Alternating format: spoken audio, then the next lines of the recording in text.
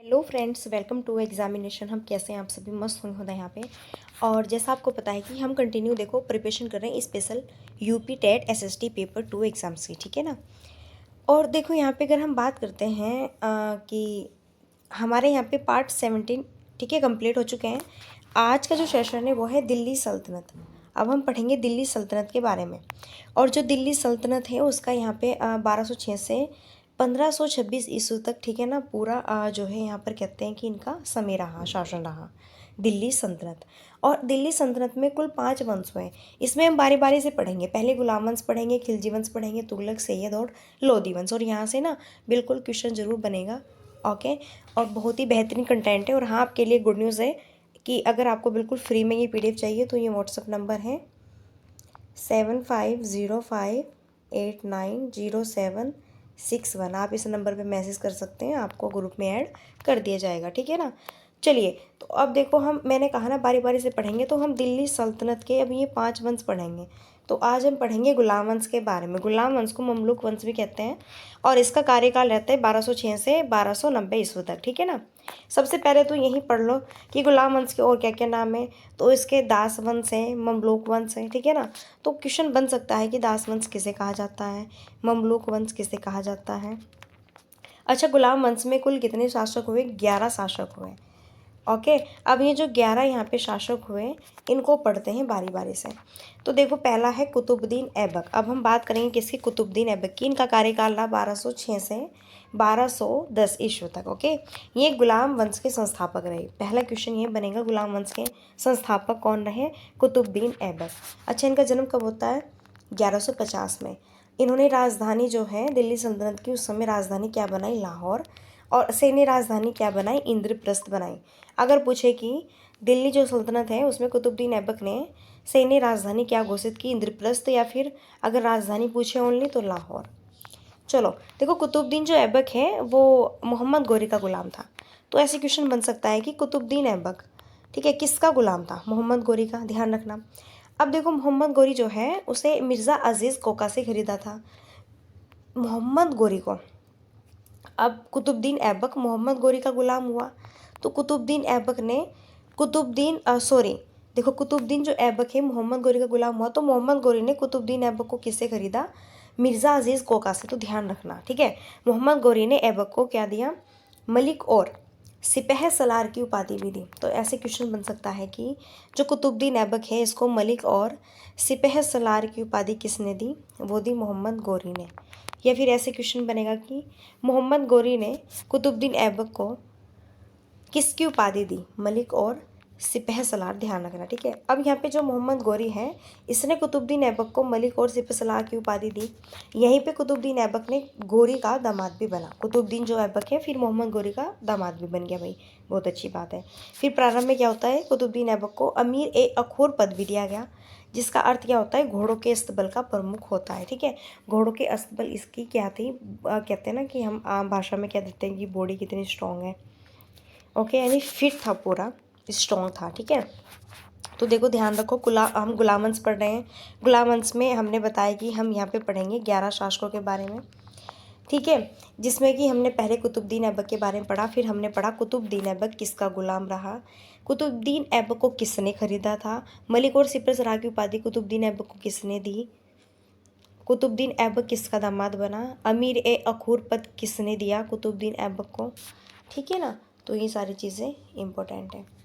आइए अब देखो, कुतुबुद्दीन ऐबक की डेथ होती है लाहौर में, चौगान पोलो खेलते समय हुई। ध्यान रखना।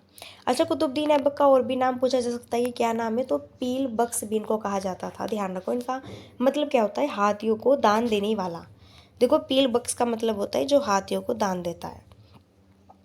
और उसे लाख बख्श भी कहा गया कुतुबुद्दीन ऐबक को। और इसे हातिम द्वितीय की उपाधि भी दी गई। और कुतुबुद्दीन ऐबक को कुरान खां भी कहा जाता है, क्योंकि वह कुरान का अच्छा ज्ञाता था, इसलिए। ध्यान रखो, यहाँ से ना एक क्वेश्चन जरूर बनेगा। क्वेश्चन ऐसा पूछा जाएगा आपसे, कुतुबुद्दीन ऐबक का अन्य नाम क्या है? तो पीर बख्श। और इसे किस नाम से जानते हैं? लाख बख्श के। और हातिम द्वितीय की उपाधि भी किसको दी गई? कुतुबुद्दीन ऐबक को। कुरान खां भी किसको कहा जाता है? कुतुबुद्दीन ऐबक को। क्यों कहा जाता है कुरान खां? कुरान को इसका अच्छा ज्ञान था, अच्छी नॉलेज थी। अच्छा, कुतुबुद्दीन ऐबक ने अपने नाम के सिक्के नहीं चलाए, ध्यान रखना। ऐसा क्वेश्चन बन सकता है कि ऐसा कौन सा शासक रहा जिसने अपने नाम के एक भी सिक्के नहीं चलाए। वो था कुतुबुद्दीन ऐबक। और कुतुबुद्दीन ऐबक ने अपने नाम से खुतबा भी नहीं पढ़वाया। ठीक है, चलो अब हम पढ़ेंगे, देखो, सूफीवाद के बारे में। हमने यहाँ पे कुतुबुद्दीन ऐबक के बारे में पढ़ा, सूफीवाद के बारे में पढ़ेंगे। देखो, जो यहाँ पे कुतुबुद्दीन ऐबक है, ऐबक बख्तियार काकी का शिष्य था। तो ऐसे क्वेश्चन बन सकता है कि जो यहाँ पे ऐबक हुए ये किसके शिष्य रहे? बख्तियार काकी के। बख्तियार काकी के गुरु कौन थे? मुइनुद्दीन चिश्ती। सूफीवाद प्रेम, शांति और मानवता का एक संदेश देता है। सूफीवाद का मतलब क्या होता है? शांति बनाए रखना, मानवता का संदेश, अच्छा व्यवहार एक दूसरे के साथ में बनाए रखना, इसका संदेश देता है। ओके, अच्छा, ऐबक के क्या क्या निर्माण कार्य हुए? तो देखो, ऐबक ने क्या क्या कार्य कराए? कुव्वत उल इस्लाम मस्जिद बनवाई दिल्ली में, उत्तर भारत की पहली मस्जिद। ऐसे क्वेश्चन बन सकता है कि उत्तर भारत की पहली मस्जिद कौन सी है? कुव्वत उल इस्लाम मस्जिद किसने बनवाई? कुतुबुद्दीन ऐबक ने। कहाँ पर है? दिल्ली में। अढ़ाई दिन का झोपड़ा अजमेर में है, इसका निर्माण किसने कराया? विग्रहराज के संस्कृत विद्यालय के स्थान पर कराया गया था। किसने? कुतुबुद्दीन ऐबक ने। बहुत इंपॉर्टेंट है यहाँ से, अढ़ाई दिन का झोपड़ा ही बहुत पूछा जाता है भैया। कुतुबुद्दीन मीनार का निर्माण भी शुरू करवाया। इसकी ऊंचाई कितनी रही यहाँ पे? 72.5 मीटर। अच्छा, 1993 में यूनेस्को विश्व विरासत सूची में भी शामिल किया गया। ठीक है ना। चलो, कुतुबुद्दीन ऐबक की कला और संस्कृति के बारे में बात कर लेते हैं। देखो, जो ऐबक है इन्होंने गुंबद कला और मेहराब कला का जनक भी कहा जाता है। तो भाई ऐसा भी क्वेश्चन बन सकता है कि गुंबद कला और मेहराब कला का जनक किसे कहा जाता है? कुतुबुद्दीन ऐबक को। ओके, अच्छा, यहाँ पे जो ऐबक है इसके दरबारी कवि कौन हुए? हसन निज़ामी। और ये जो हसन निज़ामी है इनकी फेमस पुस्तक कौन सी हुई? ताजुल मासिर। ध्यान रखना, ऐसा बहुत क्वेश्चन बनता है हिस्ट्री में कि उसके दरबारी कवि कौन हुए। अब जो उसके दरबारी कवि कौन हुए, जो भी है, उसने कौन सी फेमस बुक यहाँ पे लिखी। ठीक है, तो हम कुतुबुद्दीन ऐबक के बारे में पढ़ रहे हैं। इनके दरबारी कवि हुए हसन निज़ामी। और हसन निज़ामी ने ना बहुत ही फेमस पुस्तक लिखी, उसका नाम है ताजुल मासिर। अच्छा, ऐबक का मकबरा कहाँ पे है? लाहौर में है। और इसका निर्माण इल्तुतमिश ने करवाया था। ध्यान रखना, क्वेश्चन बन सकता है। ओके, सो गाइज, यहाँ पे जो है अगर हम बात करते हैं कुतुबुद्दीन ऐबक के बारे में, हमने फुल डिटेल पढ़ ली। अगर कुतुबुद्दीन ऐबक से कोई क्वेश्चन बनेगा, यहाँ से एक भी क्वेश्चन नहीं बाहर नहीं जाएगा। ठीक है, अब हम पढ़ेंगे यहाँ पे। देखो, एक मैंने कहा ना गुलाम वंश में 11 शासक हुए, तो हमने कुतुबुद्दीन ऐबक शासक के बारे में पढ़ लिया। अब हम पढ़ेंगे आराम शाह शासक के बारे में। 1210 से 1211 ईस्वी तक रहे हैं। आराम शाह को इल्तुतमिश ने जुड़ के युद्ध में हराया। ठीक है, आराम शाह को कुतुबुद्दीन ऐबक का पुत्र माना जाता है। ध्यान रखना, आराम शाह को क्या माना जाता है? कुतुबुद्दीन ऐबक का बेटा। आराम शाह एक अयोग्य शासक था। अयोग्य का मतलब आपको पता है कि किसी चीज़ के योग्य न होना। ठीक है, इनकी शासन अवधि रही लगभग सिर्फ और सिर्फ बस इन्होंने 8 महीने तक ही शासन किया। ओके, चलो, बस इनका तो थोड़ा सही था यहाँ पे आराम शाह का। ठीक है, क्योंकि ये अयोग्य जो है यहाँ पे घोषित हुए। ओके, ये आगे नहीं बढ़ा पाए अपने शासन को। तो यहाँ पे इल्तुतमिश के बारे में पढ़ेंगे। 1211 से 1236 ईस्वी तक इन्होंने शासन किया। इल्तुतमिश को गुलाम वंश का गुलाम भी कहा जाता है। ध्यान रखना भैया, क्वेश्चन बनेगा कि गुलाम वंश का, ठीक है ना, गुलाम किसे कहा जाता है? कहा जाता है इल्तुतमिश को। और जो है इल्तुतमिश को अमीर उल उमरा की उपाधि भी दी गई। इनके पिता का नाम इलम खान था और इन्होंने राजधानी दिल्ली घोषित किया। दिल्ली सल्तनत का वास्तविक संस्थापक भी माना जाता है। किसको? इल्तुतमिश को। तो देखो, अगर यहाँ पे ओनली संस्थापक पूछे, दिल्ली जो है सल्तनत का संस्थापक, तो कुतुबुद्दीन ऐबक हुआ। लेकिन अगर पूछे रियल वाले वास्तविक संस्थापक, वो है इल्तुतमिश। ठीक है, इल्तुतमिश के कुछ इंपॉर्टेंट कार्य। इल्तुतमिश ने एकता प्रथा शुरू की। तुर्क ए चहलगानी, ठीक है ना, 40 सरदारों का गठन किया। आगरा में न्याय के लिए घंटी जो है लगवाई। इल्तुतमिश के समय का इतिहास क्या है? तारिक ए फिरोजशाही में मिलता है। ध्यान रखना, देखो जो इल्तुतमिश है इसके कुछ इंपॉर्टेंट कार्य भी, तो ध्यान रखना। पूछा जा सकता है कि एकता प्रथा किसने स्टार्ट की? तुर्क ए चहलगामी का गठन किसने किया? आगरा में न्याय के लिए घंटी किसने लगवाई? ओके, तारिक ए फिरोजशाही में इल्तुतमिश के समय का इतिहास मिलता है। सारी चीज़ें ध्यान रखना। अब यहाँ पे देखेंगे इल्तुतमिश की कुछ प्रमुख उपलब्धियाँ। इल्तुतमिश खलीफा से जो है प्राप्त करने वाला पहला सुल्तान बना और 1215 में जो थर्ड युद्ध होता है इसमें इल्तुतमिश ने यल्दौज को हराया। ध्यान रखना, देखो मैंने तराइन का प्रथम युद्ध और सेकंड युद्ध आपको पढ़ा दिया था। अब तराइन का जो थर्ड युद्ध है किस किस के बीच होता है, इल्तुतमिश और यल्दौज के बीच होता है। कब होता है, 1215 में। इसमें इल्तुतमिश किसको हराते हैं, यल्दौज को। ध्यान रखना, इल्तुतमिश ने मुद्रा प्रणाली शुरू की, एक जीतल एक टंका। जीतल का मतलब होता है तांबे का सिक्का, टंका का मतलब होता है चांदी का सिक्का, ठीक है।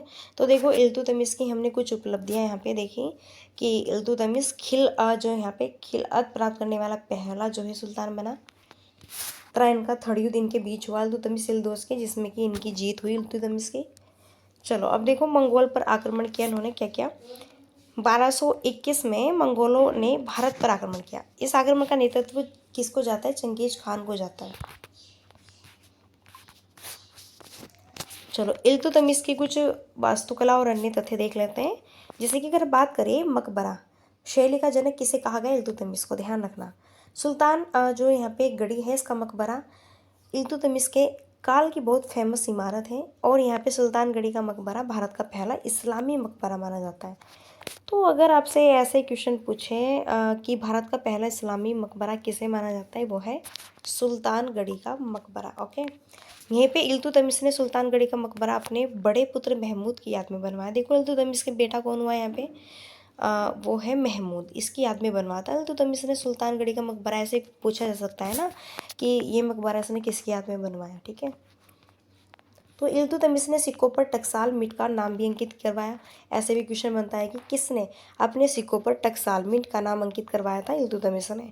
और यहीं पे इल्तुतमिश ने अतरकीन का दरवाज़ा भी बनवाया था। कहाँ पर है ये, जोधपुर में है। तो इल्तुतमिश के बारे में सारी चीज़ें ध्यान रखनी है। अगर हम बात करें इल्तुतमिश के साहित्य और मकबरे की, तो इल्तुतमिश के दरबारी कवि हुए मिन्हाज उस सिराज। और यहीं पे जो मिन्हाज उस सिराज है, इसकी फेमस पुस्तक है क्या, तबकात ए नासिरी, ठीक है। और जो इल्तुतमिश है इसका मकबरा दिल्ली में स्थित है और इसका निर्माण स्वयं इल्तुतमिश ने, जैसे मैंने कुतुबुद्दीन ऐबक का मकबरा बताया था लाहौर में है और उसका निर्माण इल्तुतमिश ने कराया था। यहाँ पे जो इल्तुतमिश का मकबरा है वो दिल्ली में है और इसका निर्माण खुद इसने कराया था। दोनों का ध्यान रखना। चलो भैया आप देखो यहाँ पे इनकी डेथ होती है 1236 में। ओके, इल्तुतमिश यहाँ पे कुतुबुद्दीन मीनार का निर्माण कार्य इनका पूर्ण हुआ। चलो अब बात करेंगे रुकनुद्दीन फिरोज के बारे में। 1236 तक रहे। इनकी माता का नाम शाह तुर्कान, पिता का नाम इल्तुतमिश। देखो हम गुलाम वंश के ही 11 जो शासक हैं उनके बारे में पढ़ रहे हैं, ठीक है ना।